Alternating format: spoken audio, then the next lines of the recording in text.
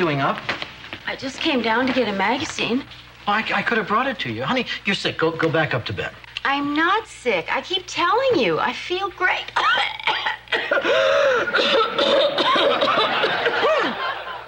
Yeah, and you'll sound great, too, once you finish coughing up Linda Blair. Honey, come on. Doc Wiley is examining the guests. He'll get to you in a couple minutes. He's only going to confirm what I've been telling you all along. I'm fine.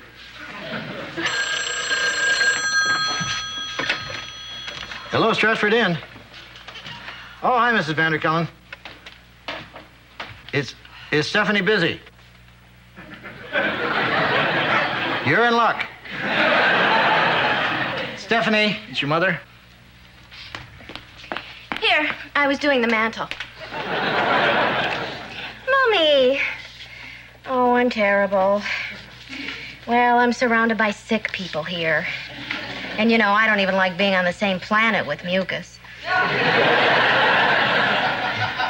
Spend the weekend with you? Oh, that sounds nice. And under the disgusting circumstances, I'm sure Dick would not let me go. Oh, don't say that about him, Mommy. Well, I'm not saying it's not true. I'm saying it's not nice. Maybe we should talk later. Hola, host and cupcake. Michael! How's your day? Better now. Natch. Dick, great news. This Sunday, your guest on Vermont Today is none other than the one, the only, live and in person. Michael, who is it? The president of the University of Vermont. You're kidding. I wanted him on the show since we started, but you kept refusing to book him. Well, Dick, the timing wasn't right. But this week, the Whistling Chipmunks fell through. And the Rumba King had a groin pull. And the next name on my list was the Prez. Oh, and I brought you the Brains bio. Oh, it's not here. Must be in the Turbo Z. I'll be back in a flash. Miss me? Uh-huh. Same here. Well, I examined your sick guests and your wife, and they're fine. Really? Yep. Apart from having the measles. Measles? Then they aren't really fine, are they? It can't be measles. Joanna doesn't have spots. Going to. Well, I don't want to catch it. Isn't there a colony you can put her in or something? Now, miss. In this day and age, you don't have cause to be afraid of the measles. Measles? Yikes! Michael! Where are you going? Steph, I can't stay. It's germorama in there. But you forgot your briefcase. Keep it. It's probably crawling with measles, just waiting to jump on my face. Michael! What about the bio for the show? Now, the important thing here is keep them in bed and keep the fevers down. We don't want to risk any complications. It's all here in these instructions on patient care. Well, I'll stop by tomorrow for a spot check. Dick, here's some instructions on patient care. Oh, no. It's enough I have to scrub toilets. Please don't make me stoop to taking care of the sick. Hi, everybody. What's new? This inn is full of pestilence. People are dropping like flies, and the doctor says there's nothing he can do. Whoa. A lot can happen while you rotate your tires. That's just Stephanie's way of saying there are 5 people with the measles. That's the way I took it, Dick. What else could she have meant? But don't worry. You can count on my help through the whole crisis. I've never been sick a day in my life. Well, you must have come from healthy parents. No, Dick, they're dead. Well, I guess we better cancel all the reservations and close down the inn. If we divide up the labor, I see no reason why 3 healthy people can't handle this. I can't believe I have a child's disease. Rats. Rats. More rats. Do you have to get in such a terrible mood when you're sick? No. Now shut up. Damn. I had this pillow just right. Now it's too hot. Here, Dick, take mine. Joanna, I swear, if you offer me one more sacrifice, I am going to kill you. Will you at least stop eating your heart out over that bio? I can't. I mean, it's not fair. I don't even get to interview the president of the University of Vermont. Summa cum laude, Fulbright scholar. Every moment of his life, action-packed. Well, it's time for everybody's medicine. Stephanie, are you still rearranging those postcards? You've been doing that since yesterday afternoon. Yeah, and I'm almost finished. Wait a minute. It seems to me you could have finished that by this morning. Maybe even late yesterday. I've been doing all this work around here, and you've been doing nothing. Why don't you take these pills upstairs? All right, George. You caught me. I haven't been doing my share of the work. And I'm going to make it up to you, starting with not taking that tray. Huh? George, after what I've done, why should I get to go upstairs and bask in the gratitude of the temporarily disfigured, visiting, socializing, yes, even laughing, while you're stuck down here manning the phone, alone, unappreciated, forgotten? I hadn't thought of that. Maybe I'll just take these pills upstairs myself. Oh, no, it's starting already. Hello, Stratford Inn. Oh, hi, Michael. You can't believe how hard I'm working. Aren't you going to say poor Steph? Thank you. What? Yeah, it's still here. Michael, you don't have to tell me it's in the side compartment. If it's a checkbook, I can find it. All right, your balance is $39.20. Michael, what have you been doing with your money? Oh, well, I'm worth it. You want to talk to Dick? But I'd have to go upstairs to tell him. Okay, I'll do it. For $39.20. Say, Joanna, isn't that soap opera you like on now? Yes, George. But some selfishness seems to be interfering with the signal. That's too bad. I hear they're going to reveal Cynthia's true identity today. Stephanie, as long as you're here, would you clear away the lunch dishes? No, Dick. That's my job. Stephanie's not going to make a fool out of me again.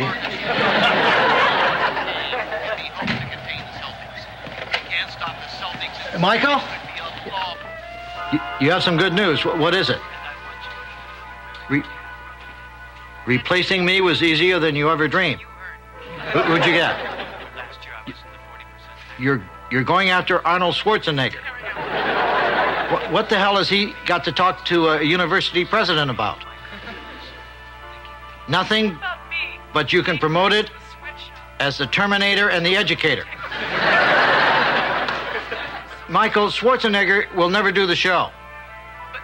Yes, he could pass up a title like that. Goodbye, Michael. If only Ned wanted to change. What happened to the Celtics? All right, I confess. For 2 years now, I've been masquerading as your loving step-aunt Cynthia. But it's all been a sham. In reality, I am... Cornbread Maxwell! And there's the buzzer. In all my years of broadcasting, that is the most incredible shot I've ever witnessed. What? What shot? I'd like to show the replay, but we're out of time. Join us again Thursday when the Then you forgive me? Of course I do. Now that you've told me your true identity, to me you will always be Cynthia, and we shall never speak of that again.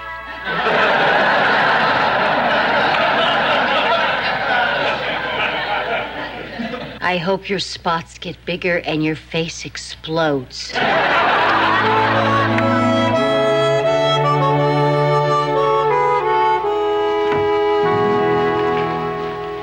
break, Stephanie. But Doc Wiley asked me to change the sheets on all the sick room beds. Okay, George, but now you owe me.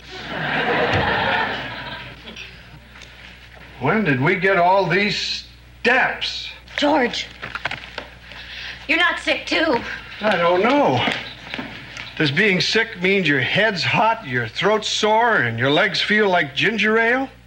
Yes. Gee, I haven't felt that well since Thursday. George, you owe me, remember? Don't be sick. Well, I'm through. Maybe not. Say, Huh? That's close enough. Now, this measles, all right. You go lie down in an upstairs room where this little lady can look after you. Boy, are you lucky. I only had 5 people to take care of. You've got 6.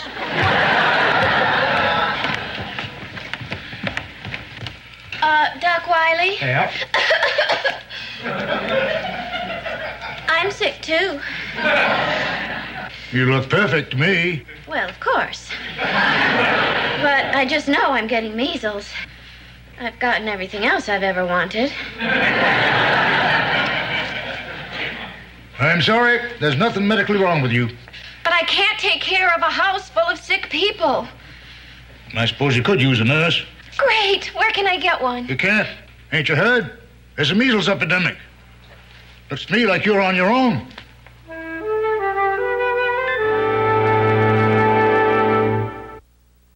Stephanie, I asked for aspirin, not Flintstone vitamins. I'm pretty sure Doc Wiley said you can substitute 2 Wilmas.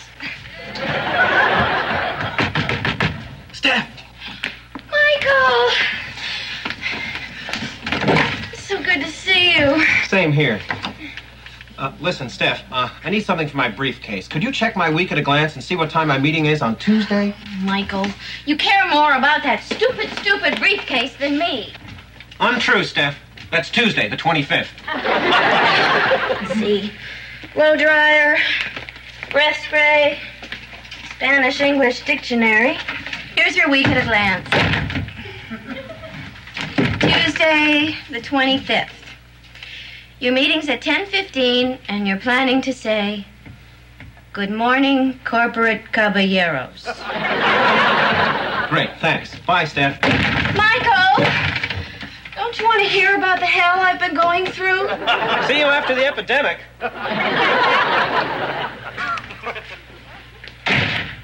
Stephanie, where's that aspirin? Ew!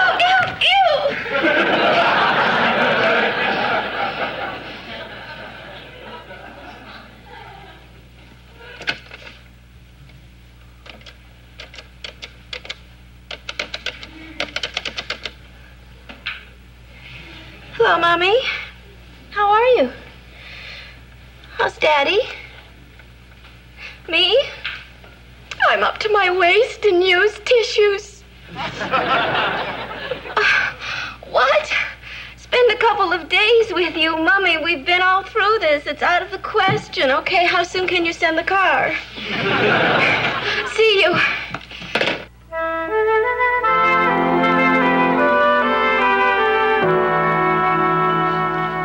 Is that the last lozenge? Yeah. You want it? Oh, no, I feel fine. You want it, don't you? You need it, I don't.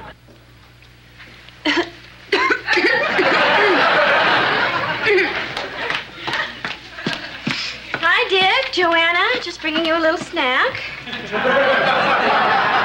Snack? It looks like there's enough there for 3 days. You think so? Stephanie, why are you all dressed up?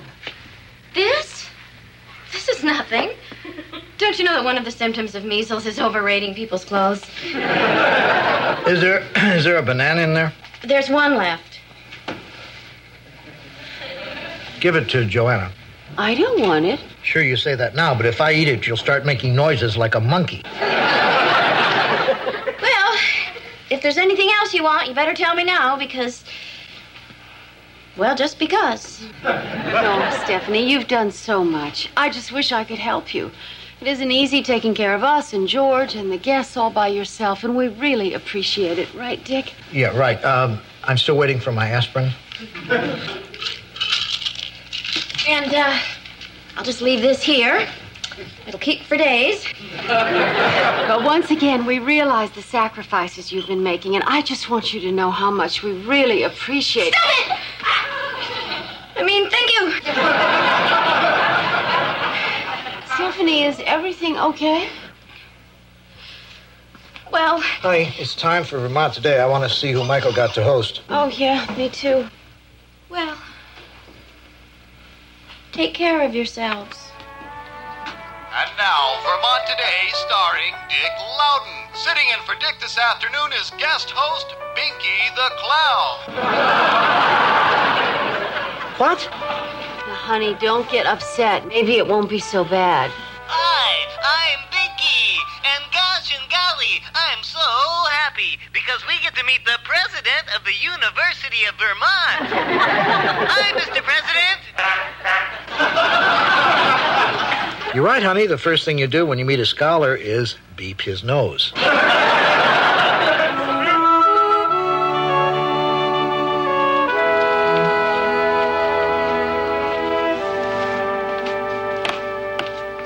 Oh, no.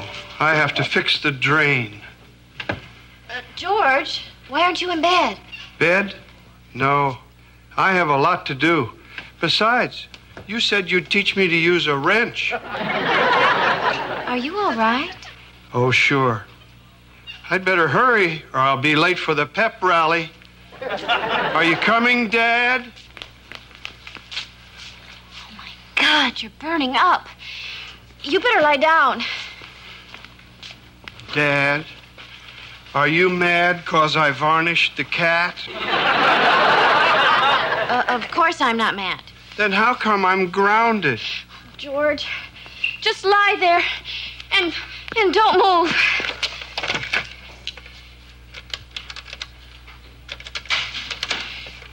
Hello, is Doc Wiley there? Can you tell him to come to the Stratford Inn right away? What do you mean he has an emergency? This is a bigger emergency. It affects me. Well, tell him to get here as soon as he can. Excuse me, are you Miss Vanderkellen? Yes. Your limo's here. Are these your bags? Who is it, Dad? Is that my date?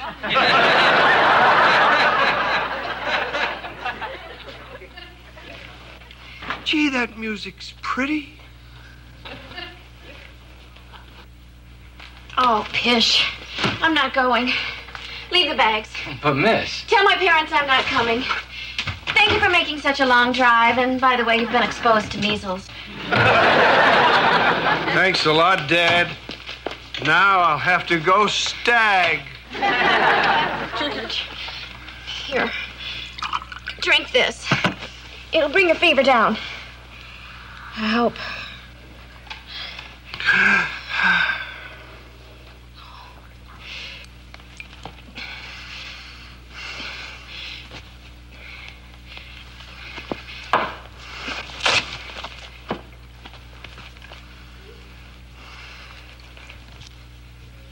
Hey, you're not Dad. George, you're going to be all right. Sure.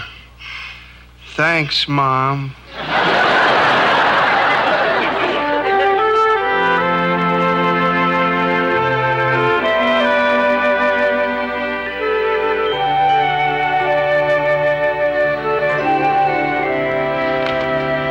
Stephanie?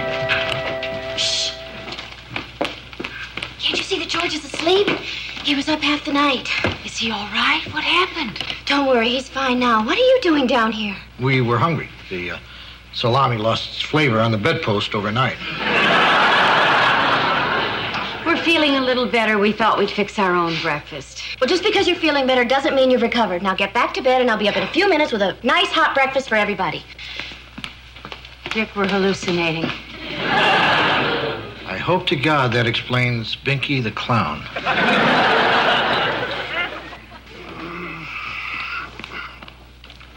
Oh, geez, what am I doing down here? Stephanie! How are you feeling? Oh, fine. I had the strangest dream. My mother was there. My father was there. And I went to a pep rally. And there was this beautiful angel. Oh, George. That was me. No, it was a guy in a chauffeur's cap carrying luggage. Go back to sleep, George. You're still delirious.